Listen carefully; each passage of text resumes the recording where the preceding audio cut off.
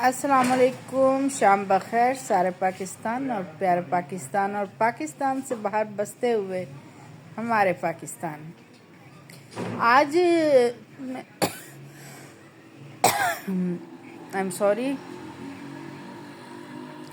آج میں بات کرنے جا رہی ہوں حجاج بن یوسف پر۔ حجاج بن یوسف حافظ قرآن تھا۔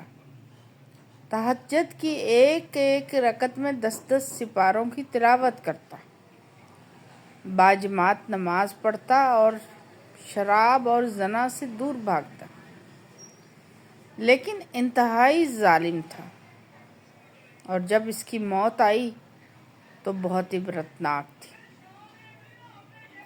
حضرت سید بن جبیر جو کہ ایک تابعی بزرگ تھے، ایک دن ممبر پہ بیٹھے ہوئے تھے اور انہوں نے یہ الفاظ ادا کیے کہ حجاج بن یوسف ایک ظالم شخص ہے۔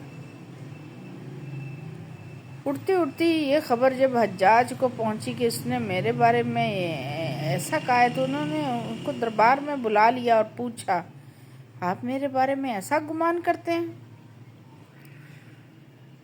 تو انہوں نے کہا کہ جی بالکل، آپ ایک انتہائی ظالم شخص ہیں۔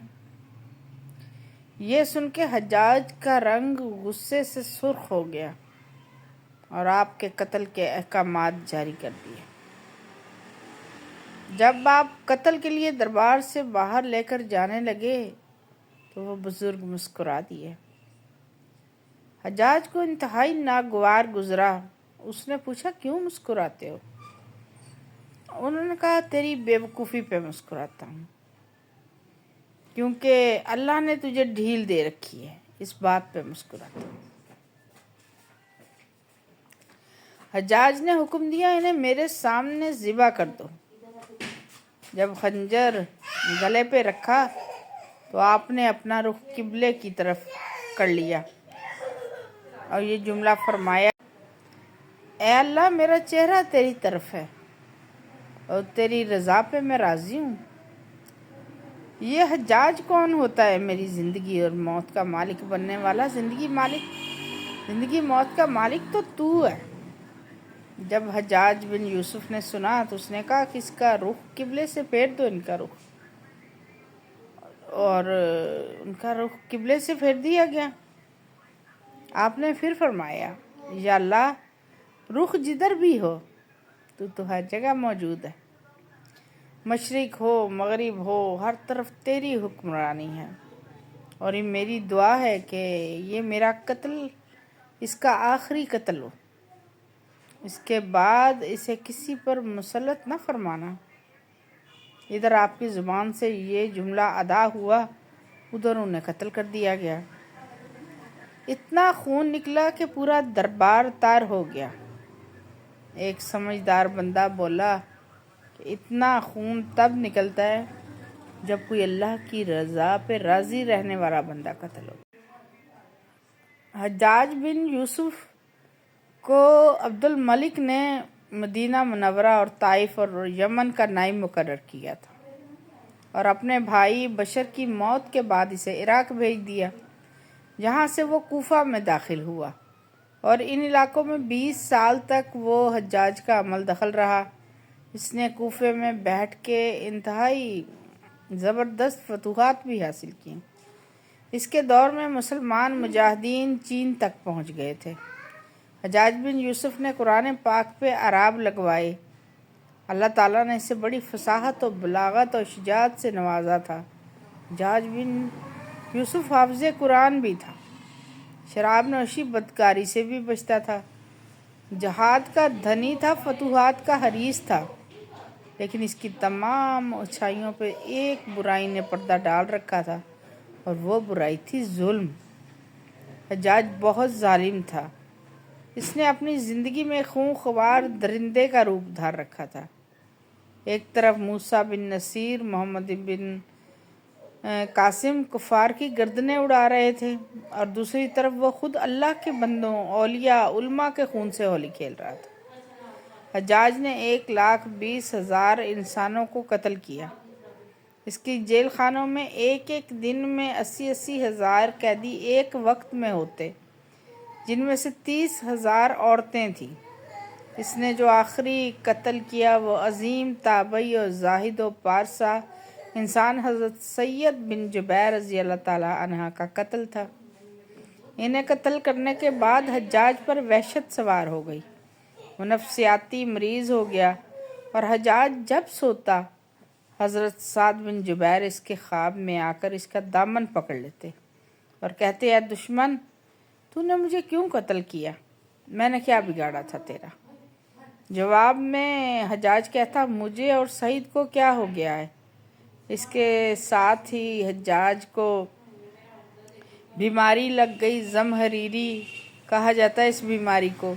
اس میں سخت سردی لگتی اور انگیٹھیاں جلا جلا کے اس کے پاس رکھی جاتی اور ٹھنڈ پھر بھی ختم نہ ہوتی، اس کے کلیجے تک جا پہنچتی۔ اس قدر نزدیک اس کے انگیٹھیاں رکھی جاتی کہ اس کی کھال جل جاتی، لیکن سردی کا احساس نہ جاتا۔ اور بتایا جاتا ہے کہ سرطان میں وہ مبتلا تھا۔ ایک طبیب نے گوشت کا ٹکڑا لیا، اسے دھاگے کے ساتھ باندھ کے حجاج کے حلق میں اتارا۔ تھوڑی دیر بعد دھاگے کو کھینچا تو اس گوشت کے ٹکڑے کے ساتھ عجیب نسل کے کیڑے چمٹے ہوئے تھے۔ اتنی بدبو تھی جو مربع میل میں پھیل گئی۔ درباری اٹھ کے بھاگ گئے، حکیم بھاگنے لگے۔ حجاج بولا کدھر جاتے ہو؟ علاج تو کرو۔ حکیم بولا تیری زمینی بیماری نہیں ہے بھائی، یہ آسمانی بیماری ہے، اللہ سے پناہ مانگ۔ حجاج بن جب مادی تدبیروں سے مایوس ہو گیا تو اس نے حضرت حسن بصری رحمۃ اللہ علیہ کو بلوایا اور ان سے دعا کی درخواست کی۔ وہ حجاج کی حالت دیکھ کے رو پڑے اور فرمانے لگے میں نے تجھے منع کیا تھا نا، نیک بندوں کے ساتھ چھیڑ چھاڑ نہ کر، ان پر ظلم نہ کرنا، مگر تو باز نہ آیا۔ آج حجاج عبرت کا سبب بنا ہوا تھا۔ وہ اندر اور باہر سے جل رہا تھا، اندر سے ٹوٹ پھوٹ چکا تھا۔ حضرت بن جبیر رضی اللہ عنہ کی وفات کے 40 دن بعد حجاج کی موت ہو گئی۔ جب دیکھا تھا کہ بچنے کا کوئی امکان نہیں تو قریبی عزیزوں کو بلایا، وہ بھی بڑی کراہت کے ساتھ حجاج کے پاس آئے۔ بولا میں مر جاؤں تو جنازہ رات کو پڑھانا اور صبح تک میری قبر کا نام و نشان مٹا دینا، کیونکہ لوگ مجھے قبر میں بھی نہیں چھوڑیں گے۔ اگلے دن حجاج بن یوسف کا پیٹ پھٹ گیا اور اس کی موت واقعہ ہو گئی۔ اللہ ظالم کی رسی دراز کرتا ہے، لیکن جب ظالم سے حساب لیتا ہے تو فرشتے بھی کانپتے ہیں، عرش بھی ہل جاتا ہے۔ آج معمولی عہدوں پہ بیٹھے ہوئے لوگ اللہ کی مخلوق کو تنگ کرنے میں مصروف ہیں۔ اگر کوئی کلرک بھی ہے نا تو وہ بھی ایک معمولی سائن اور ایک معمولی سے کام کے لیے ایک عام آدمی کو چکر لگوا کے حشر نشر کر دیتا ہے، اس وقت تک جب تک اس کے منہ میں حرام کا نوالا نہ چلا جائے، اس وقت تک وہ کام نہیں کرتا۔ آج کوئی حکمران بنتا ہے تو دوسروں کو گھسیٹنا شروع کر دیتا ہے۔ کوئی پولیس میں بڑے عہدے پہ بیٹھا ہے تو وہ اپنے آپ کو خدائی فوجدار سمجھتا ہے۔ اللہ تعالیٰ ان عہدوں کے ناز و نم سے، ان عہدوں کی جو اکڑ ہے نا، وہ اس سے انسانوں کو بچائے۔ ہر انسان اپنی جگہ کسی نہ کسی جگہ ڈیوٹی دے رہا ہے۔ اللہ کے بندوں کے لیے آسانی پیدا کرے، اللہ کے بندوں پر ظلم کرنے سے بچے۔